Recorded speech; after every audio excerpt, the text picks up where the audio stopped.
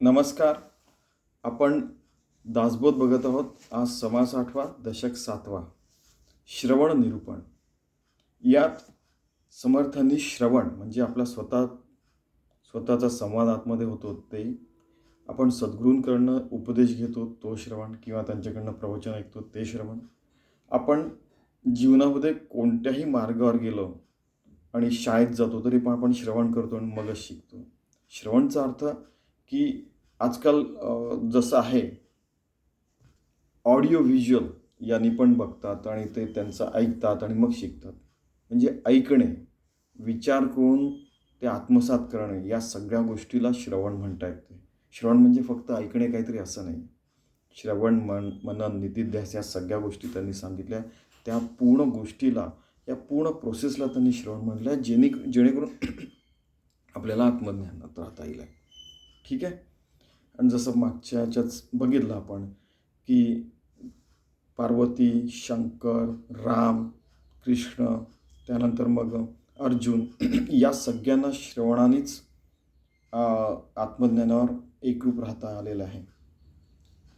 आपण स्वतःचं नामस्मरण सुद्धा आपण नामस्मरण जसं म्हटलं की स्वतःचं नामस्मरण सुद्धा ऐकलं आणि तर ते पण एक प्रकारे श्रवण होऊ शकतं. ग्रंथ वाचलं तरी पण श्रवण होऊ शकतं. ठीक आहे का? फक्त ते आपल्या पूर्ण शुद्ध पवित्र मनाने ते करता आलं पाहिजे, फुल कॉन्सन्ट्रेशनने. ठीक आहे. तर समास 8वा श्रवण निरूपण. या अगोदर आपण नवविधा भक्तीमध्ये श्रवण म्हणजे काय आपण ह्या गोष्टी समजून घेतलेल्या आहे, जस्ट रिवाईज केल्या.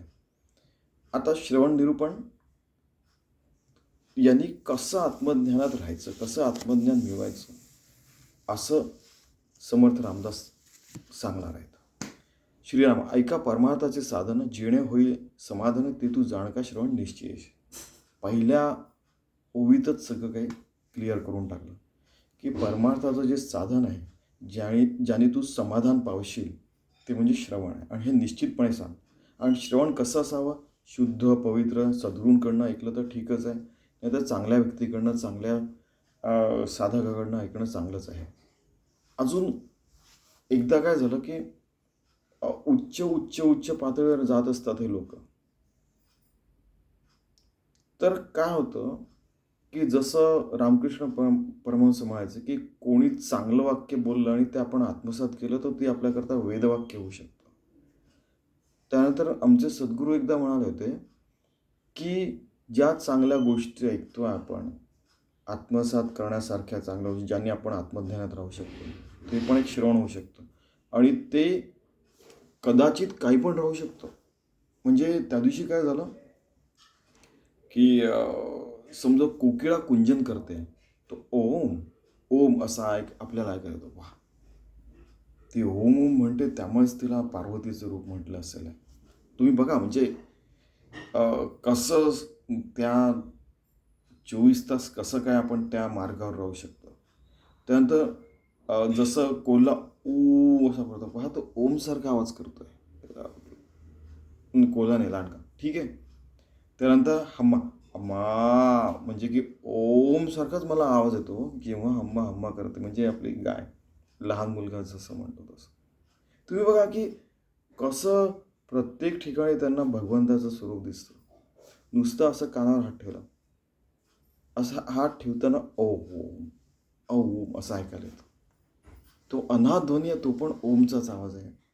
डोळ्यांची उघड रा म रा म, बोलताना पण रा म, आपले ओठ खालीवर होतात, रा उघडल्यावर रा, बंद केल्यावर म. श्वास घेताना सहा अहम सो हम रा म. बघा म्हणजे कुणी विचारलं की सतत कसं काय राहू शकतो, तर याचं उत्तर हे आहे. इव्हन म्हणजे एकदा काय झालं की मोठ्या मोठ्या लोकांच्या परीक्षा घेतात ना लोक, म्हणजे ते आता माहीत नाही मोठ्यांचे लोक परीक्षा कशी घेतात, पण घेतली. गोंदवलेकर महाराजांची एकदा परीक्षा घेत होतं की ते त्यांच्या, तुम्हाला तर माहीत आहे की त्यांचं ते जागेकरता वाद झाला होता वगैरे. तर ते त्या माणसाने म्हणाले की नाही, रामाकरता ही द्यावीच लागेल तुम्हाला, अशा कशा नाही देणार. अगदी एकदम म्हणजे एकदम विकोपाला जाऊन भांडण करताय की असं वाटलं त्यांना. आणि जेव्हा त्यांचं एकदम लक्ष त्या भांडणाचं आता पुढे काय बोलायचं ते असं ते हे करायला लागले, तेव्हा यांनी म्हटलं, "ए चुप! मी तो रागवतोय कारण की रामाकरता जागा नाही मिळणार. हे विकून टाकतील आणि भलत्या कामामध्ये आपले पैसे उपयोगात आणतील आणि कदाचित त्यांनी नुकसान होईल त्यांचं." ठीक आहे. तर म्हणजे हे पण एक प्रकारचं श्रवण असतं, की ज्याने रागवल्यामुळे आपलं भलं होईल, ज्याचं रागवून घेतल्यावर आपलं भलं होईल किंवा आपण कोणाला थोडंसं रागवलं, एकदम विकोपाला जाऊन म्हणजे मारापिटी करण्यापर्यंत नाही. पण हे पण एक प्रकारचं श्रवण होतं. त्यांचे शिष्य म्हणाले, की असं कसं होऊ शकतं हो? की ते तिकडे जोरात त्यांना रागवतात आणि इकडे म्हणाले, "ए तू शांत राहा. ती जागा नाही तर आपल्या हातून निघून जाईल आहे. रामाकरता ते मंदिर नाही होणार." म्हणजे एका क्षणात माणूस एकदम रागवलेला आणि दुसऱ्या क्षणात माणूस इतका शांतपणे चुप म्हणतोय की म्हणजे इमॅजिन करा. म्हणजे जे आत्मज्ञानी लोकं असतात ते वेगळेच असतात म्हणजे आणि त्यामुळेच त्यांना विरळा म्हणतात. ठीक आहे. तर श्रवणाने निश्चितच आत्मज्ञान होऊ शकतो. श्रवण खूप प्रकारचं असतो हो.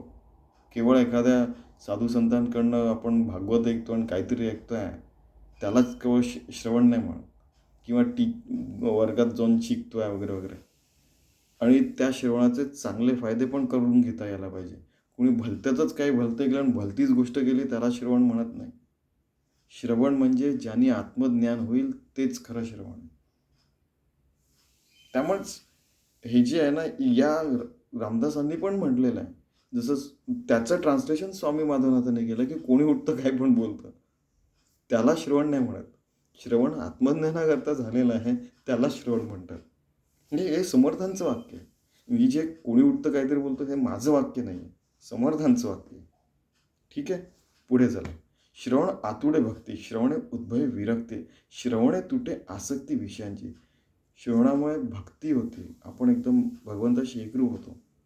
आणि आपल्यात म्हणजे विरक्ती यायला लागते. विरक्ती म्हणजे काय, की भगवी वस्त्र घातलं आणि गेलं असं नाही. विरक्ती म्हणजे की विरक्त, की या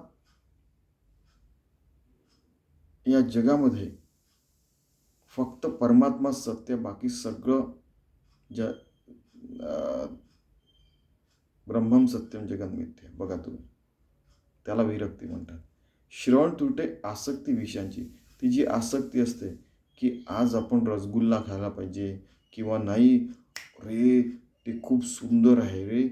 की म्हणजे कोणाला तरी काय झालं, की सतार की कशाची तबल्याची एक धून आवडली होती. ती पुन्हा-पुन्हा ऐकावीशी वाटते रे मला, असं ते म्हणाले.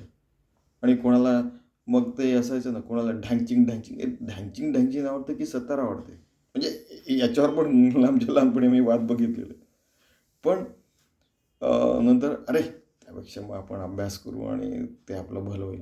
म्हणजे ठीक आहे, थोडा वेळ ऐकून त्याच्यातनं आनंद घेणं ठीक आहे. पण त्याच्या विषयांच्या मागे जायला नको.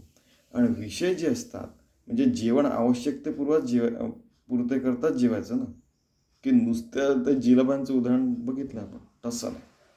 की 82 एकाने 42 जिलेबा खाल्ल्या, एकाने 82 जिलेबा खाल्ल्या असं नाही. जेवढं आवश्यक आहे तेवढं. आणि आपल्याला आतमध्ये आपल्याला कळतं की केवढं आवश्यक आहे. कारण की आपणच स्वतःला आपल्याला जाणू शकतो ना. कोणी आपल्याला काय म्हणताय, कुठे काय सुरू आहे, आपल्या मागे खूप काय सुरू असतो. त्याच्याशी आपल्याला काय घेणं देणं नाही. आपण हा आपला भगवंत आहोत. आणि त्याच्याशी श्रवण नित्य व्हायला पाहिजे. ध्यानामध्ये पण श्रवण होत असतो. तो म्हणे की मतद्वैत भाव झाला. भगवंत आपल्यात आपली शक्ती संचार करतात, ते एक श्रवण नाही झाला का हो? केवढा व्यापक विचार आहे याच्यात. आपण देवळात जाऊन तिथे थांबतो, आपल्याला असं वाटतं की पवित्र झालं. ते पण श्रवण नाही का? ते ट्रान्झॅक्शन जी आहे शक्तीची, एनर्जीची. कारण की आपण देहभावावर असतो त्यामुळे. मग ती एनर्जी, "क्या प्यारी बात, बहुत पवित्र लगता है." अरे बाबा, घरी ध्यानाला बसूनही तुम्ही आपल्या जागेवर राहून सुद्धा तुम्ही पवित्र राहू शकता ना. देवळातच जायची काय गरज आहे? म्हणजे एक एक्स्ट्रीम त्यांनी स्टँड पण घेतलेला आहे. म्हणजे हे असतात ना, की तुम्ही जर काय एक्स्ट्रीम विचार तर हे पण एक्स्ट्रीम स्टँड घेतील, की देवांची गरज नाही, मशिदींची किंवा काय यांची देवांची, मठांची पण गरज नाही, इथपर्यंत ते बोलतात. स्वतःच्या जागी साधना करा आणि मुक्त व्हा, श्रवण स्वतःचं करा. म्हणजे हे पण असे एक्स्ट्रीम स्टँड्स पण साधू, संत, अवतारी पुरुष घेऊ शकतात. कारण की त्यांना असं दिसतं की भांडाभांडी सुरू आहे, तर मग बाबा ते ते नकोच. त्यापेक्षा तुम्ही आपली साधना करा आणि मुक्त व्हा ना. त्याचे बिझनेस आणि त्याच्याकरता युद्ध कशाला करता. बघा म्हणजे श्रवणांमध्ये हे सगळं आलेलं आहे. तुम्ही बघा आता, श्रवण घडे चित्तशुद्धी, श्रवणाने चित्तशुद्धी होते, आत्मज्ञान होतं. श्रवण हे दृढ बुद्धी, श्रवणाने दृढ बुद्धी होती, की बुद्ध म्हणजे एक भगवंताशी एकरूप होऊन जातो. श्रवण तुटे उपाधी अभिमानाची, मी असा आहे, मी तसा आहे, अशी जी उपाधी आहे की आपल्या देहाला चिटकलेल्या सगळ्या ज्या गोष्टी असतात त्या उपाधी निघून जातात, अभिमान निघून जातो. श्रवण निश्चयो घडे, श्रवणे ममता मोडे, विश्रवणे अंतरी जडे समाधान.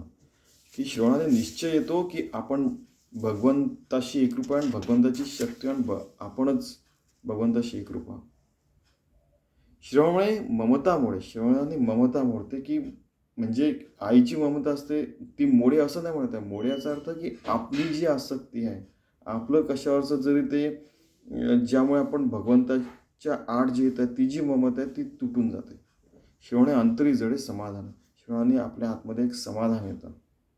आपण भगवंताचे समाधान कुठे, भगवंताशी एकरूप होणे, तसं होऊन जातं. श्रवणे आशंका फिटे, श्रवणाने पूर्ण आशंका आपल्या नलिफा होऊन जातात. पूर्ण आशंका म्हणजे निश्चितता येते. श्रवणे संशय तुटे, पूर्ण संशय पण निघून जातो. श्रवण होता पालटे पूर्व गुण आपुला. श्रवण झालं तर आपलं पूर्ण, आत्ता आपण कसे आहोत, सगळ्यात पहिलं आपण परमात्म्याशी एकरूप होतो, त्याच्यापासून तुटलो तर आपला पूर्व गुण काय, आपण परमात्म्याशी एकरूप राहणार, तर त्याच्याशी आपण एकरूप होऊन जातो. श्रवणे आवरे मन, श्रवणे घडे समाधान, श्रवणे तुटे बंधन देहबुद्धीचे. श्रवणाने मन आवरलं जातं, इकडे तिकडे फिरत नाही, ज्या अनावश्यक ठिकाणी जात नाही म्हणण्याचा अर्थ. श्रवणे घडे समाधान, श्रवणाने समाधान घडतं. समाधान कुठे, परमात्माच्या स्वरूपात. श्रवण तुटे बंधन देहबुद्धीचे, आपलं देहबुद्धीचं ते बंधन आहे ते तुटून जातं. तर माहिती आहे का, आपल्याला मग लोक म्हणतात की अरे तू तर परमार्थी आहे, ओळखतो की नाही तुम्हाला, म्हणजे तू देहवार नाही आहे तो तुम्हाला ओळखतो की नाही, इतपत म्हणजे हे जे असतात समाजाच्या ज्या संकल्पना असतात, नमस्काराला चमत्कार करणे वगैरे वगैरे, त्या आपण त्याचा विचारच नको करा. देहबुद्धीचं जे असतं ते बंधन तुटतं. याचा अर्थ असा आहे की आपण भगवंताशी एकरूप होतो, पण देहात राहताना आपल्याला आपली आई कळते, आपले बाबा कळतात ना, आपले आजी कळतात, आपले आजोबा कळतात. आणि ते नाहीच म्हणणार, कोणीतरी भलतंच व्यक्ती म्हणाला, पहचानता की नाही रे तू मेरे को, की तू तो बडा हो गया अभी हमको पहचानता नाही. अरे बाबा तू माझा मित्र आहे लहानपणापासून, तुला कसं विसरणार. पण उगाचच गंमत करायची, उडवायची म्हणजे टर उडवायची म्हणजे काय पण करायचं ना. ते एक म्हणजे एक रिस्पेक्टफुली आपल्याला समाजामध्ये आपण राहू शकलो तर कदाचित आपण असं आनंदवन भवन सगळीकडे निर्माण करू शकतो, शाश्वत विकास लक्ष्य वगैरे. तर आणि प्रत्येकाच्या गमती जमती वेगळ्या असतात. म्हणजे जेव्हा साधू संत भेटतात, तुम्ही त्यांचं बघा, बरेचदा काही गप्पा न करता शांत बसलेले असतात, किंवा बरेचदा मग फिर ये कैसी हुआ क्या वगैरे ते बोलतात, आणि नंतर मग चलो मिलते वगैरे म्हणून मग ते जयरामजी की म्हणून निघून जातात. ठीक आहे की नाही. तर देहबुद्धीचे बंधन तुटलं तरी त्यांना ते कळतं की तो हा आहे तो नाही. ठीक आहे, कोण आपलं म्हणजे गडबड करणार आहे काय, त्यांना माहीत असतं ते सगळं. श्रवणे मी पण जाय, श्रवणपणाने आपला अहमभाव जातो की मी देह, मी असं आहे तसं आहे. ठीक आहे. श्रवणे धोका नाही आहे, श्रवणाने आपल्याला धोका होत नाही. म्हणजे काय, की आपण भगवंताशी एकरूप राहतो आणि ती जी माया असते, की जे हे जे असं जी गडबड सुरू असते, धोका देऊ शकत नाही. श्रवणे नाना अपाय भस्म होते. श्रवणामुळे सगळे बरेचसे जे अपाय असतात ते भस्म होतात. म्हणजे काय की अपाय म्हणजे काय की ज्यांनी आपण भगवंताशी एकरूप राहू शकत नाही, त्या सगळ्या गोष्टी अपायामध्ये असतात. श्रवणे होय कार्यसिद्धी. श्रवणाने कार्यसिद्धी होती. कार्य म्हणजे काय हो? 1000 रुपये कमवणे, अब्जाधीश होणे, की ही विद्या प्राप्त होणे, ती विद्या प्राप्त होणे. कार्यसिद्धी म्हणजे भगवंताशी एकरूप होणे. श्रवणे लागे समाधी. श्रवणेकडे सर्व सिद्धीस समाधानाची. म्हणजे श्रवणामुळे समाधी लागते. श्रवणामुळे आपल्याला सर्व सिद्धी प्राप्त होतात. पण सगळ्यात मोठी सिद्धी समाधान प्राप्ती आहे. तर त्या समाधानाशी आपण एकरूप व्हायला पाहिजे. सत्संगावरील श्रवण तेणेकडे निरूपण. श्रवणे होय जे आपण तदाकार. सत्संगाने श्रवण घडलं तेव्हा सद्गुरूंचं किंवा साधू संतांचं स्वतःचं पण आपण निरूपण ऐकलं तर आपण तदाकार होऊन जातो, भगवंताशी एकरूप होऊन जातो. पण सगळ्या ओव्यांमध्ये तेच सांगितलेलं आहे. श्रवणे प्रबोध वाढे. श्रवणे प्रज्ञा चढे. श्रवणे विषयांचे ओढे तुटून जाते. श्रवणाने प्रबोध वाढतो. आपली प्रबुद्धपणाची मानसिकता वाढून आपण भगवंताशी एकरूप राहतो. आपली प्रज्ञा होते. म्हणजे आपली बुद्धी जी असते ती प्रज्ञा होऊन जाते. आत्मबुद्धी होऊन जाते. श्रवणे विषयाचे ओढे तुटून जातात. विषयाचं जे अक्षर म्हणजे जे जे काय म्हणतात त्याला हिंदीमध्ये तुफान आहे हुए विषयों के, ते सगळे तुटून जातात, शांत होऊन जातात, तुटून जातात ते. म्हणजे असे तुटून ते जसे नष्ट होऊन जातात. फॉर एक्झाम्पल श्रवणे विचार कळे. तर आपल्या आतमधलं सगळ्यात मोठं वादळ कोणतं आहे? तुफान म्हणजे की आपण भगवंताशी एकरूप नाही नसणं, हाच सगळ्यात मोठा हे वादळ आहे. ते शांत केलं की आपण भगवंताशी एकरूप झालं की बस झालं. भगवंताचं वादळ त्याच्यापेक्षा मोठं आहे. हो, एक एवढ्या चिल्लर चपाट्या आहे की नाही गोष्टी, पण तरी कधी कधी ते आपल्याला हवी होऊ शकतात. त्यावेळेला भगवंताची प्रार्थना करायची, बाबा सांभाळून घे. श्रवणे विचार कळे. श्रवणे ज्ञान हे प्रबळे. श्रवणे वस्तू निवळे साधक असे. श्रवण जे त्यांनी खरा विचार कसा करावा कळतं. आपलं ज्ञान आत्मज्ञान प्रबळ होतं.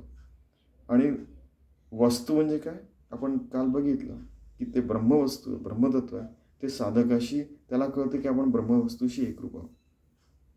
आपण तिथे शांत होऊन जातो. निवळ म्हणजे श्रवणे समबुद्धी लागे. श्रवणाने समबुद्धी होते. सर्वत्र भगवंता करतं. सर्वम खलविदम ब्रह्म. श्रवणे विवेक जागे. आत्मविवेक होतो आणि आपल्याला कळतं सर्वम खलविदम ब्रह्म. श्रवणे मन हे मागे भगवंतासी. श्रवण सतत मनाला सतत ओढ लागते की भगवंतच आपल्याला मिळायला पाहिजे. मग आपण त्याच्याशी एकरूप राहतो. श्रवणे कुसंग तोडे. श्रवणे कुसंग वाईट शक्ती तुटून जातात. वाईट गोष्टींचा संघ आपल्या मनामध्ये तो तुटून जातो.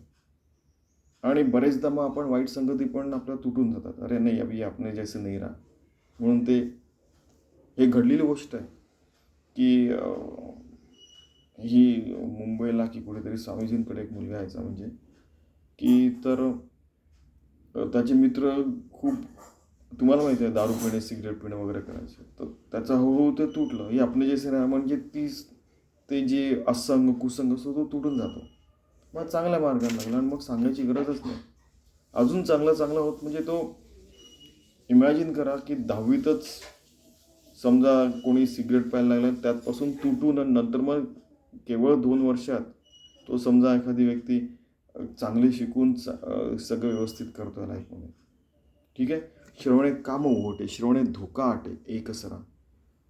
श्रवणाने आपल्या इच्छा आकांक्षा ज्या असतात त्यांची जी खूप वर की मला 1000 जिलेब्या खायच्या, त्यावरनं बाबा एक जिलेबी खाल्ली योग्य बस. तो सगळं ज्या इच्छा काम म्हणजे इच्छा आकांक्षा ज्या असतात, वाईट इच्छा आकांक्षा त्याला म्हणतात काम. त्याची ओहोटी होऊन जाते. म्हणजे त्याचं भरती येत नाही. ओहोटी नाही, हट जे वाईट आहे ते करायचंच नाही. श्रवणे धोका आटे एक सरा. धोका आत्ता झाला की तो पण कमी होऊन जातो.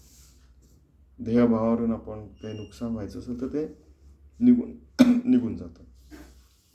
बघा आपण कितीतरी गोष्टी शिकतोय सतत समर्थांकडनं. श्रवणे मोह नासे. श्रवणे स्फूर्ती प्रकाशे. श्रवणे सद्वस्तू भासे निश्चयात्म. श्रवणाने आपला मोह नष्ट होऊन जातो. काही जण एकदम इन्फॅच्युएट येतात. त्यांना असं वाटतं केवढे श्रीमंत आहेत होते आणि काय त्यांचा लवाजमा, ते जे आहे ते आले होते कोणते तरी महाराज, त्यांना 1000 शिष्य वगैरे. अरे झालं ना बाबा, चांगदेवांना पण 1000 शिष्य होते. ज्ञानेश्वर महाराजांना कमी होते ना. बिनधास्त राहायचं एकदम. श्रवणे स्फूर्ती प्रकाशे, एकदम स्फूर्ती आपल्या आतमध्ये येते. श्रवणे सद्वस्तू भाषे, सगळीकडे सद्वस्तू दिसायला लागते. आणि स्फूर्ती म्हणजे भगवंत आहे सर्वत्र, त्या प्रकाशात आपण राहतो.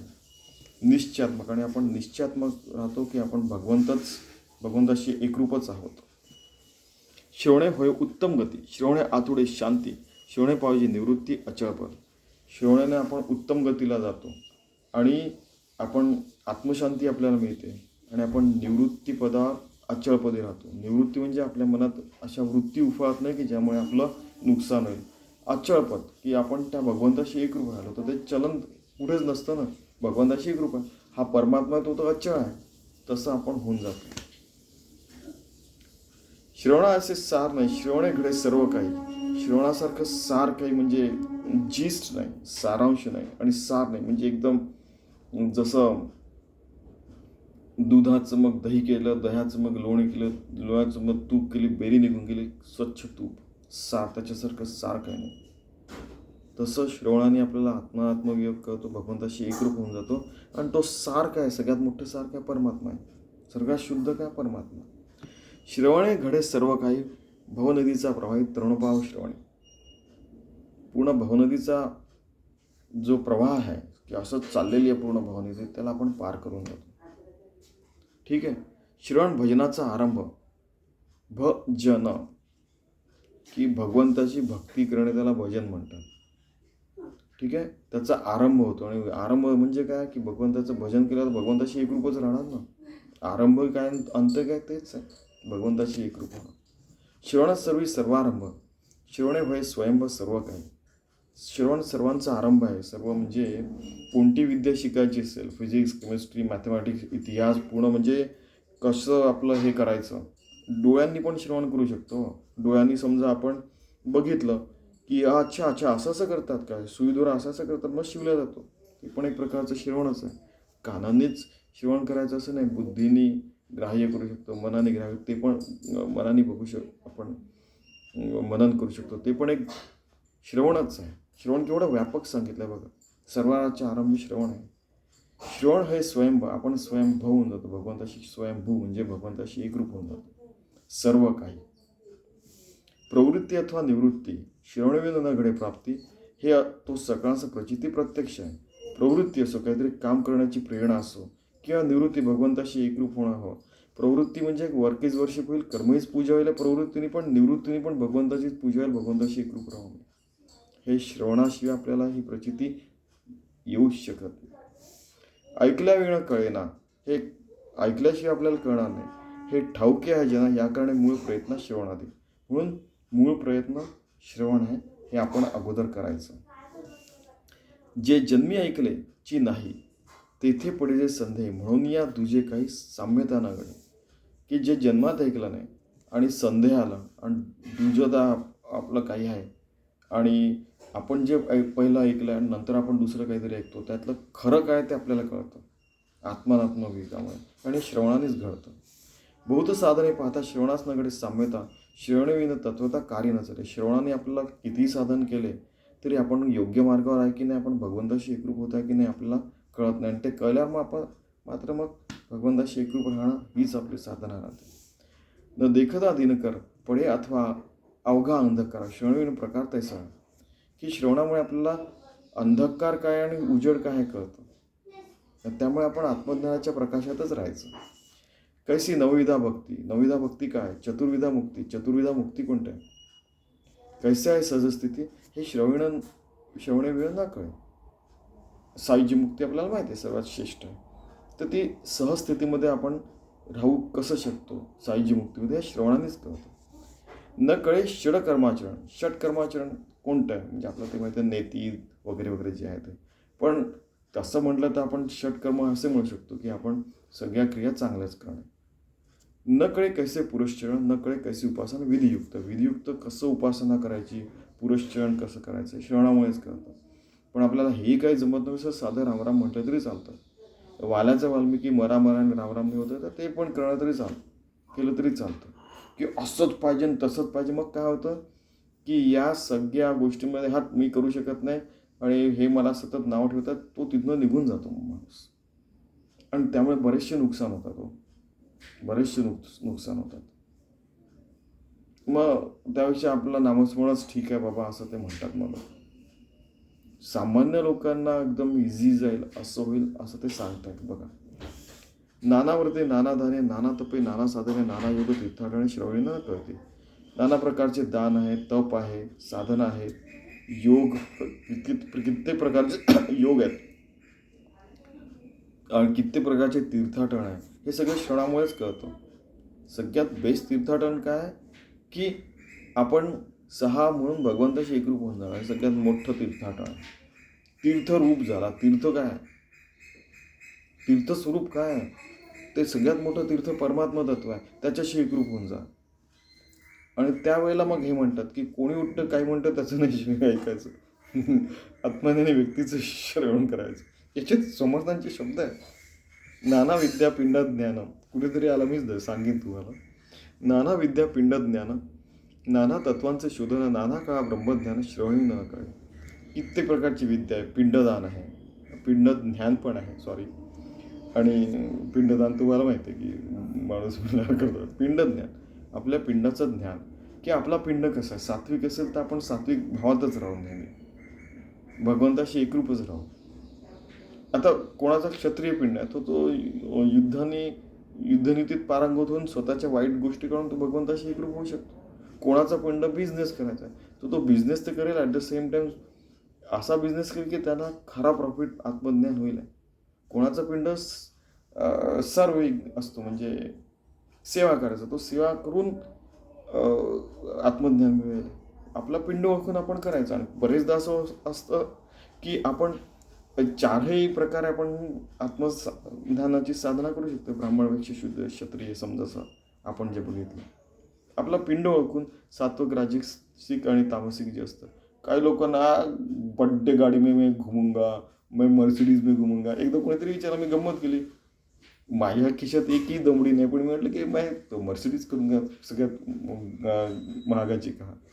जसं स्वामी विवेकानंदांना पण विचारलं होतं ना, की म्हणजे इतकं भयंकर की स्वामी विवेकानंद म्हणाले की आपको ज्ञान चाहिए की पैसा.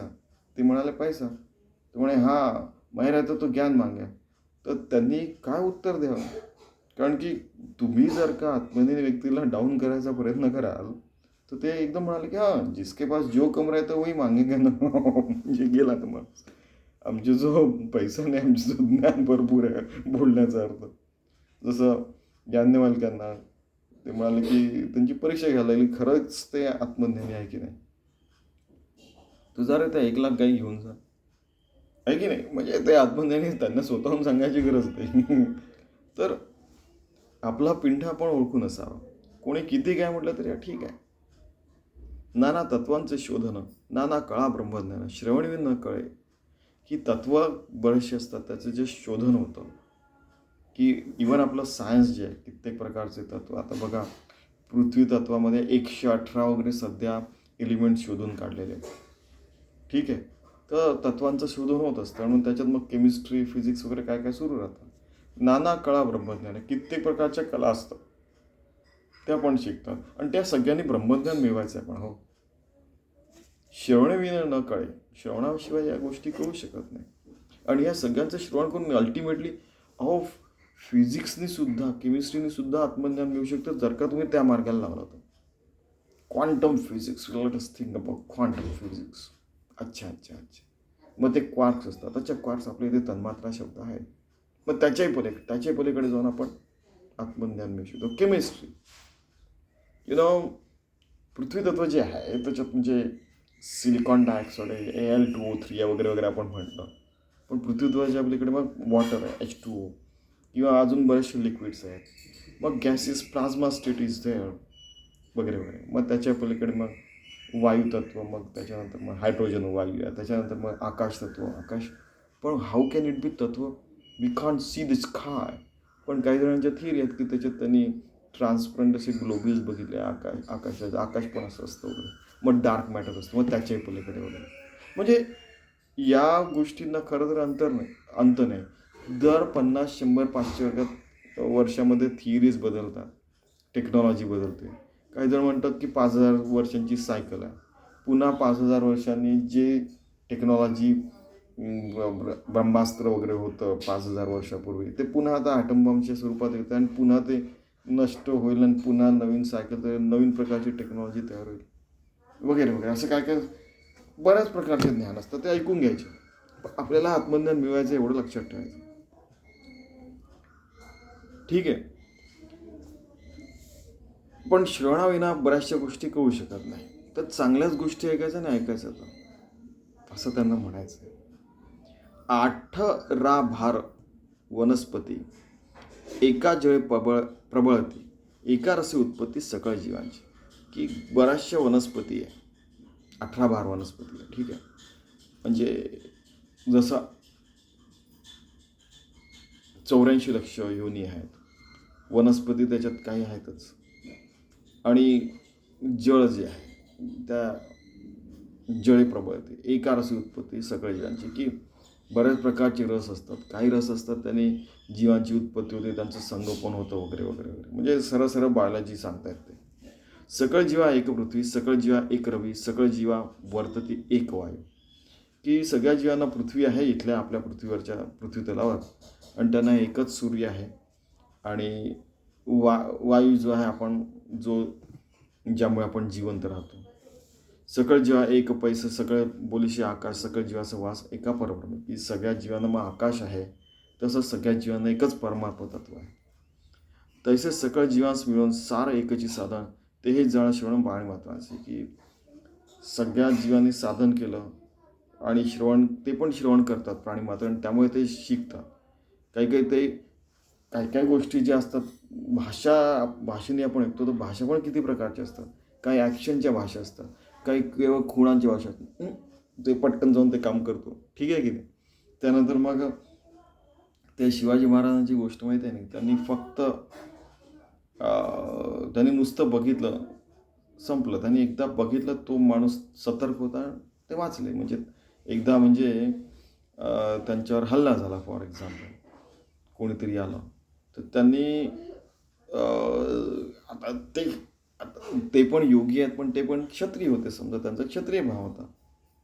तर त्यांनी आपली जी असतात, आपली तलवार काढेपर्यंत वगैरे वगैरे, तोपर्यंत ते त्यांचे जे होते कोण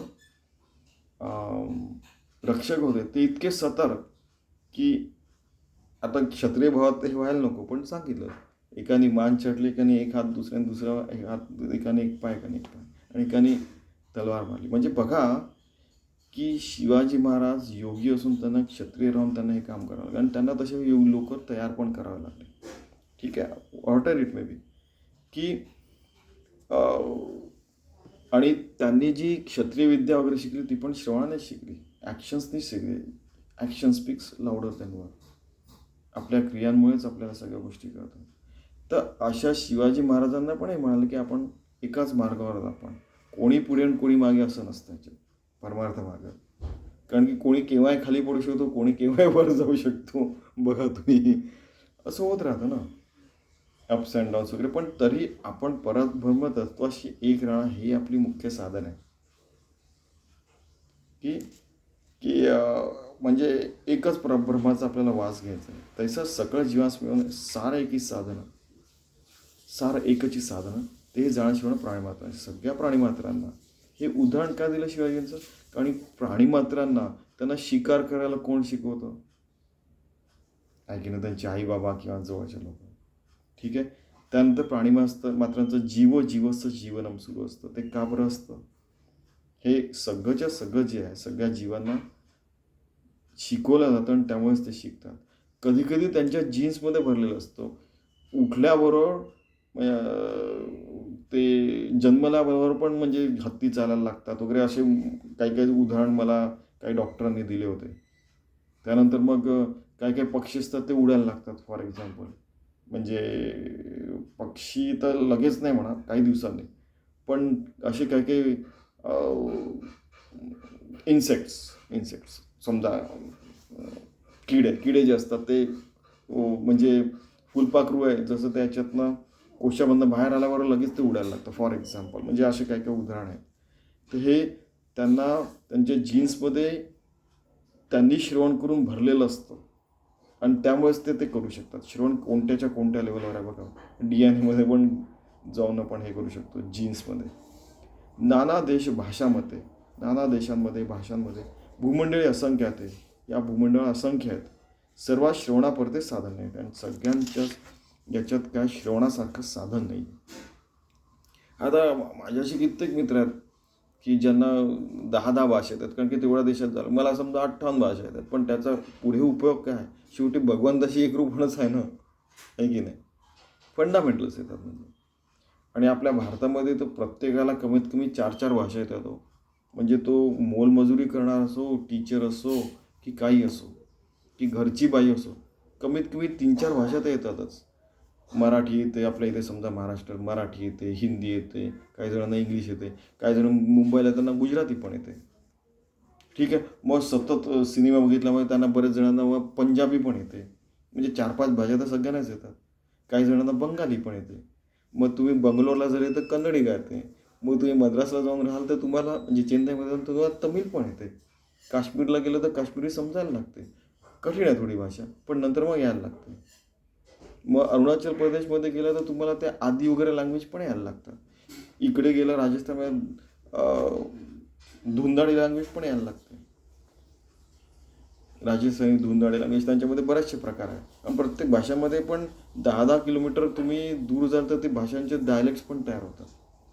ठीक आहे. त्यांनी केवढा व्यापक केला की नाना देश, नाना भाषा वगैरे, असंख्य भाषा आहेत खरं पाहिलं तर. आता आपल्या पृथ्वी तलावर एवढी असंख्यता, दुसऱ्या ग्रहावर जसं 11व्या अध्यायामध्ये सांगितलेलं आहे की असंख्य ठिकाणी जीव आहेत आणि काय काय वगैरे आहेत, सगळं काही. केवळ पृथ्वी जशी नाही देवाला बघायला, त्याला असंख्य म्हणजे प्राणी आणि ह्या सगळ्या शक्ती सांभाळाव्या लागतात. त्याचा अनंत कोटी पसार आहे. आपणच फक्त समजतो की पृथ्वीवरच माणूसच खूपच हुशार आहे वगैरे वगैरे, असं काही नाही. अब्जावधी आणि अगणित ग्रहांवर सृष्टी आहे, सगळं काही आहे. आपल्याला दिसत नाही, आपण लिमिटेड आहोत. त्यामुळे देवाला आपण लिमिटेड नाही समजायचं. देव बिलकुल अगणित आहे आणि अपरिमित आहे, असीमित आहे. आपण आपल्या छोट्याशा बुद्धीने विचार करून म्हणतो की एवढंच आहे वगैरे, नाही. ते त्यामुळे मुद्दाम सांगतात की नाना देश भाषामध्ये भूमंडळी असंख्य आहे. पूर्ण केवळ भूमंडळाचं आहे. ठीक आहे. श्रवणे घडे उपरती बद्धाचे मुमुक्ष होते, मुमुक्षाचे साधक होते, नेमेसी चालते. की श्रवणाने आपल्याला उपरती येते, चांगल्या मार्गावर येतो. आपण बद्ध असलो तर आपण मुमुक्ष होतो, भगवंताच्या प्राप्तीकडे आपण चालायला लागतो. मुमुक्षाचे साधक होतो, साधना खूप करायला लागतो आणि नियमित साधना पण करायला लागतो. साधकाचे होते सिद्ध, साधकाचे सिद्ध होतात. सिद्ध म्हणजे काय, सिद्धी प्राप्त केलेलं नाही. तुम्ही बोला तो वैच होंगा, हे भांडणं बघितलेले आहेत. त्यानंतर मग ते जे असतं ना, आता ब्राह्मण किंवा भट किंवा असा पंडित किंवा साधू वगैरे म्हटलं शब्द वापरले तर त्यांना तुम्हाला वाटेल की त्यांना नाव ठेवतो, असं नाही आहे. माझं पुरस्चरण केलं, मी सांगितलं तुला हे प्राप्त होईल, तो म्हणतं की नाही तू साधना केली तर बरोबर होईल. नाही म्हणजे तू मेरा सुन, तू बहुत पणकेगा वगैरे वगैरे, हे पण वाक्य मी ऐकलेले आहेत. आणि काय असतं की मग लोकांना ती प्रचिती येते आणि मग त्यांच्या मागे लागायला लागतात. तसं आपल्याला काही करायचं नाही. आपल्याला आत्मज्ञान मिळवायचं आहे सगळ्यांना. प्रत्येक व्यक्ती मिळवू शकते. ठीक आहे. अंगी बाळाता प्रबोध, आपल्या अंगामध्ये प्रबोध येतो. भगवंत प्रबोध, बुद्धत्व समजा. हे तो आहे प्रसिद्ध सकाळचा ठाऊके, हे सगळ्यांनाच माहिती आहे आणि हे प्रसिद्ध पण आहे. केवळ एकच व्यक्ती बुद्ध किंवा राम किंवा कृष्ण किंवा रामकृष्ण किंवा जीसस ख्राइस्ट किंवा हे ते प्रत्येक लोक त्या स्थितीवर जाऊ शकतात असं त्यांनी म्हटलेलं आहे ते. आणि बरेचदा असं असतं की त्यांच्या शिष्यांना ते कळतच नाही आणि ते जन्मानुजन्म होत राहतं आणि ते म्हणतात की हट, ऐसा कोई होऊ नाही सकता. अरे कोणी सांगितलं? केवळ एकच व्यक्ती साईबाबा नाही आहे, केवळ एकच व्यक्ती तुमचे सद्गुरू नाही, केवळ एकच व्यक्ती राम नाही, केवळ एकच व्यक्ती कृष्ण नाही, एकच व्यक्ती जीसस ख्राइस्ट नाही. त्या अवस्थेत तुम्ही पण जाऊ शकता. असं यांनी क्लिअर म्हटलेलं आहे. साधकाचे सिद्ध प्रत्येक व्यक्ती होऊ शकतो आणि त्यालाच मग स्वानंदवन भुवन आणि त्यालाच मग आनंदवन भुवन, स्वानंदबोध पाठण आणि हे सगळं म्हटलेलं आहे. स्वर्गामध्ये पण ते सगळे देव त्या स्थितीमध्ये राहतात. बरोबर आहे की नाही? अंगी बाळाता प्रभोतो हेतू आहे प्रसिद्ध सकाळास्त्रो, सगळ्यांनाच माहिती. ठाईंचे खळ चांडाळ त्याची होती पुण्यसेवा, ऐसा गुण तत्काळ श्रवणाचा, की जे खूप दुष्ट आहे वगैरे वगैरे ते पण पुण्यशिव होऊ शकतात. आणि तत्काळ श्रवणाचा हा उपाय. श्रवण कोणतं? आत्मात्म विवेकाचं, परमार्थ मार्गाचं श्रवण. आणि कारण असं आहे की श्रवणावर एक जोक ऐकलेला आहे. तुम्ही बघाल की जे याची खिल्ली उडवतात, आज अरे हम श्रवण करेंगे, हम लोग प्रवचन सुनेंगे, आणि ते घाणेरड्या गोष्टी करायला लागतात. आणि त्यावेळेला मग यांनी ठाईचे कळण चांडाळ त्यांनी शब्द वापरला आहे. आणि मग त्यांना ते म्हणतात की कोणी उठतं काही पण बोलतं ते ऐकायचं नाही, चांडाळ खळ वगैरे असतात ते. आणि अर्थात त्यांनी चांगलं श्रवण केलं भगवंताचं, भगवत प्राप्तीचं वगैरे, भागवत ऐकलं वगैरे, कुठून तरी सुरुवात करायला पाहिजे ना. ते श्रवण केल्यावर त्यांचे गुण तत्काळ बदलतात. जो दुर्बुद्धी दुरात्मा तोची होय पुण्यात्मा, अगाध श्रवणाचा महिमा बोलीला नावाचे. जो दुर्बुद्धी आणि दुरात्मा आहे तो पुण्यात्मा व्हायला लागतो. आणि हा श्रवणाचा अगाध महिमा आहे, बोलीला वाचे, बोलीला न वाचे. फास्ट बोलताना कधी कधी असं होऊ शकतं. ठीक आहे, आता माफ करा. म्हणजे असं होतं, म्हणजे एकदा टेडॅक्समध्ये म्हणजे एक शब्द बोला, मला पुन्हा ते रिपीट करावं लागलं. की टेडॅक्समध्ये मला ते वाक्य बोलायचं होतं की वन्स, की त्यांचे प्रेसिडेंट तिथे गेले की तो प्रोग्राम त्यांचा अपोलो मिशनचा प्रोग्राम 62ला वगैरे सुरू झाला आणि 69पर्यंत एकदा ते गेले आणि त्यांनी म्हटलं असं की तू काय करतो असतं. तो जी जमीन म्हणजे ते केअर करणारा तो म्हणाला की मी जर केअर काढला तर आपले लोक चंद्रावर जाऊ शकतील. तर चुकून ते वाक्य बोलायचं राहूनच गेलं, पुढलं वाक्य बोलून टाकलं की 69-7मध्ये ते गेले प्रेसिडेंट. तर आता ते अशा छोट्या छोट्या चुका होत राहतील आहे. आणि त्यातलं मर्म जाणून घ्या, बस एवढंच म्हणायचं आहे. आणि समर्थ पण तेच म्हणतात की मर्म जाणून घ्या, शब्दाच्या फापट पसरत नका पडू. प्रत्येक ओळीत त्यांनी एकच सांगितलं, भगवंताशी एकरूप व्हा, आणि तेच आपला जीवनाचं ध्येय आहे. जो दुर्बुद्धी दुरात्मा तोची हे पुण्यात्मा, अगाध श्रवणाचा महिमा बोले नावाचे. की श्रवणाचा असा अगाध महिमा आहे की दुर्बुद्धी आणि दुरात्मा असतो ते पुण्यात्मा होऊ शकतात. आणि याचं उदाहरण समर्थांच्या काळातही घडलेलं आहे, ज्ञानेश्वरांच्या काळातही घडलेलं आहे. आणि जसं ते होते चाटी जे होते, त्यांना जेवायलाच नाही दिलं वगैरे वगैरे, त्यांचे हे तोडून टाकलं समजा.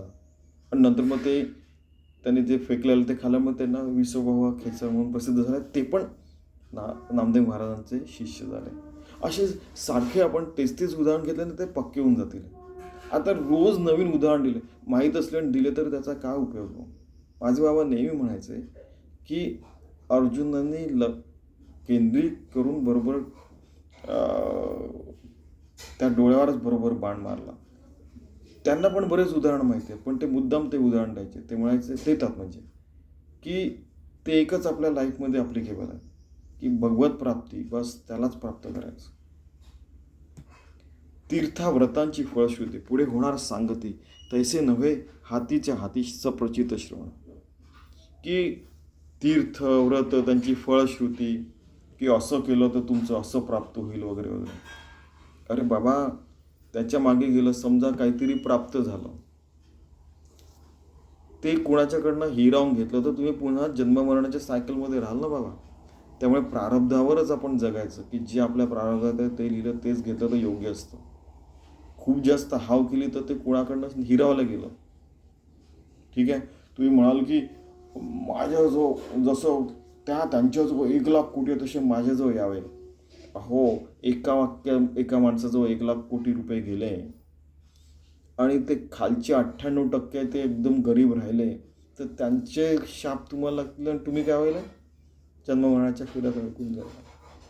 बरोबर आहे. हे स्वामीजी नेहमी म्हणायचे की बरेचदा आपण फलप्राप्तीकरता काहीतरी करतो. हे स्वामीजींचं उदाहरण की त्याचे कधी कधी दुष्परिणाम पण होऊ शकतात. आवश्यक तेवढं करायचं आणि पुढे जायचं. पुढे होणारं सांगती तैसे नव्हे हातीच्या हाती सप्रचित श्रवण. आणि बरेचदा असं होतं की त्यांनी एक उदाहरण दिलं होतं की बरेचदा 7 पिढ्यांनंतर मग त्यांचं काय होतं की त्यांचं वंश नष्ट होतं वगैरे वगैरे. त्याचं कारण हे असतं वगैरे वगैरे. त्यांनी असं काय काही सांगितलेलं आहे म्हणजे. आणि ते स्वतःहून नाही सांगितलं, त्यांनी कुठेतरी आला होता तो विषय, त्यामुळे तेव्हा त्यांना सांगितलं. शापबीप वगैरे काही देत नाहीत ते त्यांच्या त्या कर्मानुरूप होत जातं.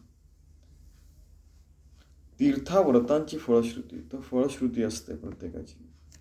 तसंच श्रवणाची फळश्रुती काय आत्मज्ञानच व्हायला पाहिजे. त्याच्या व्यतिरिक्त काही मागितलं, अरे मी पास व्हायला पाहिजे, माझं कर्ज फिटायला पाहिजे, मी अब्जाधीश व्हायला पाहिजे, मेरा मैं ऐसा होना चाहिए, पावरफुल होना चाहिए सारी दुनिया में, मैं प्राइम मिनिस्टर प्रेसिडेंट होना चाहिए, खतम. श्रवणाचं एकच आहे आत्मज्ञान, दुसरं काहीच नाही. मग एक जण मला की जा तू आत्मज्ञान काय, मला पैसे पाहिजे, तूच विवेकानंदांचं उदाहरण दिलं, शब्दामध्ये ट्रॅक करण्यात एक्सपर्ट असतात. जा तू आत्मज्ञान काय, आम्ही भाजीपोळी खातो. इथपर्यंत लोक बोललेले आहेत आणि बोलतात. आणि असा समाज असला तर इमॅजिन करा काय होऊ शकतं. मग ते जे असतं तू आत्मज्ञान का, आम्ही तर श्रीमंत, आपण तर आम्ही तर खूप हे काय श्रीमंती खूप होऊ, हे शब्द बोललेले आहेत. आणि सांगायला नको पण स्वामीजींनी पण हे अशा प्रकारचे शब्द बरेचदा लोकांकडनं ऐकलेले आहेत. आम्ही ऐकतो म्हणजे त्याच्यात काय, तुम्ही पण ऐकत असाल. ठीक आहे का. आणि तरी आपल्याला त्या मार्गावर राहायचं आहे. पुढे होणार सांगती तैसे नव्हे हातीच्या हाती सप्रचित श्रवण. की खरं तर सगळ्यात श्रवणाची प्रचिती करायला पाहिजे भगवंताशी एकरूपण. पुढे जाऊ. नाना रोग नाना व्याधी तत्काळ तोडीचे औषधी तैसे आहे श्रवणसिद्धी अनुभवी जाणते. नाव आता आपण प्रोफेशनमध्ये आलो की डॉक्टर होतात ते नाना रोग नाना व्याधी शिकतात. आणि त्यांना तत्काळ कसं औषधाने बरं करायचं हे पण श्रवणामुळे शिकतात. आणि ही श्रवणाची सिद्धी ही आहे की तो आपलं प्रोफेशन आहे. तर तुम्ही ते शिकले, ते औषधीला तो तुमचा रोगी बरा होईल. तो रोगी असतो तोही परमात्म्याच्या इच्छेने तुमच्याकडे आलेला असतो. तर त्याला तुम्ही लुबाडाल, जयरामजी होऊन जाईल तुमचं की तुम्ही वाम मार्गाला जा. त्यामुळे आवश्यक आहे तेवढंच औषध द्यायचं डॉक्टरांना. म्हणजे कोणीतरी आरोप केला ना की तो पॅन्डेमिक जबरदस्ती आलेला आहे वगैरे वगैरे, चीनमधनं वगैरे वगैरे, त्यावर हे बोलत आहे बाबा. कारण की खरं तर हे या मार्गामध्ये येत नाही, पण की जास्ती हाव केली तर असं होऊ शकतं. आपल्याला डॉक्टर याकरता व्हायचं आहे की आपण लोकांचा रोग बरा करू शकू. आणि तो जो येणारा पेशंट आहे तो पण परमात्मा आहे, तुम्ही डॉक्टर देणारे पण परमात्मा आहे, तुमचं औषध पण परमात्मा आहे.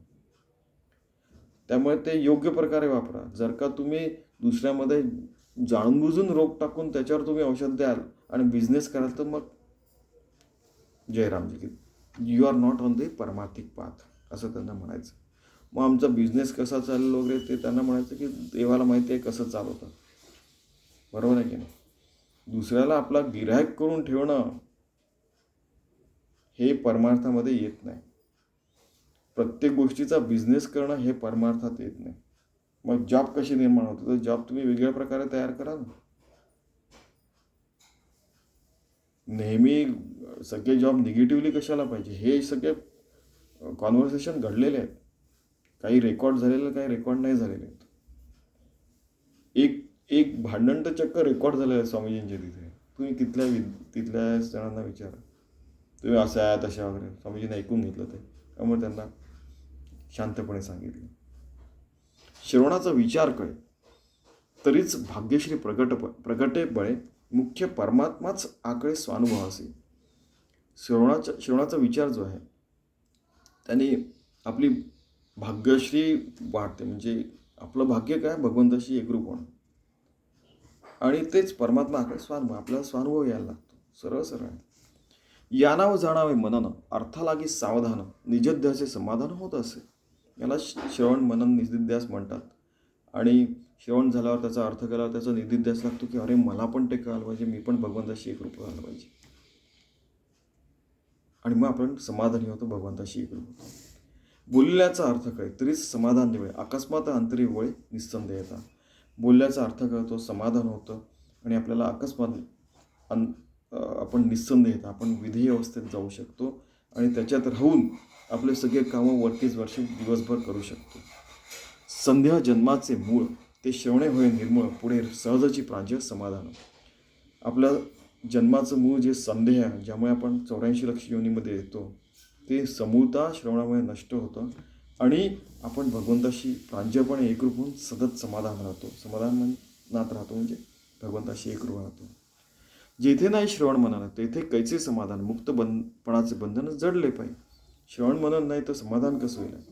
मुक्तपणा राहिला तर नाही राहिला तर बंधन राहिलं, जडले पाहिजे. मुमुक्ष साधक अथवा सिद्ध श्रवण विण तो अबद्ध, श्रवण मनन शुद्ध चित्तवृत्ती. मुमुक्ष साधक सिद्ध कोणी असो, आपण सगळ्याच्या सगळ्यांनी श्रवण मनन आणि शुद्ध चित्ताने ऐकायला पाहिजे, शुद्ध राहायला पाहिजे आणि चित्तवृत्ती भगवंताशी एकरूप करायला पाहिजे. हेच श्रवणाचं अल्टिमेट रिझल्ट आहे. जेथे नाही नित्य श्रवण ते जाणावे विलक्षण, तेथे साधके एक क्षण क्रमू नये सर्वथा. की जिथे नित्य असा आत्मात्मविवेकाचं श्रवण होत नाही, तिथे जाऊच नये, राहूच नये आणि ते काम करूच नये, असं त्यांचं म्हणणं आहे. जेथे नाही श्रवण स्वार्थ तेथे कैचा हो परमार्थ, मागे केले तुतके व्यर्थ श्रवण विण होय. श्रवणाचा खरा स्वार्थ आहे की परमार्थ मार्गावर राहणे, भगवंताशी एकरूप होणे. नाहीतर काय होईल, आपला श्रवणाचा जो आहे ते श्रम वाया जाऊ शकतात. तस्मात श्रवण करावे, साधन मनी धरावे, नित्यनिमित तरावे संसार सगळे. त्यामुळे श्रवण करा, साधन मनात धरा, भगवंताशी एकरूप राहायचं आणि नित्य नियमाने सगळं करून संसाराशी एकरूप राहा. संसार सागराशी त्या परी चाले जा, समजा तरावे, तरून जावं. आणि तरून गेल्यावर कुठे जाऊ आपण? इथून तिथे जाऊ. हा सगळा मार्ग आपल्या आतमध्येच आहे, हे सांगता येते.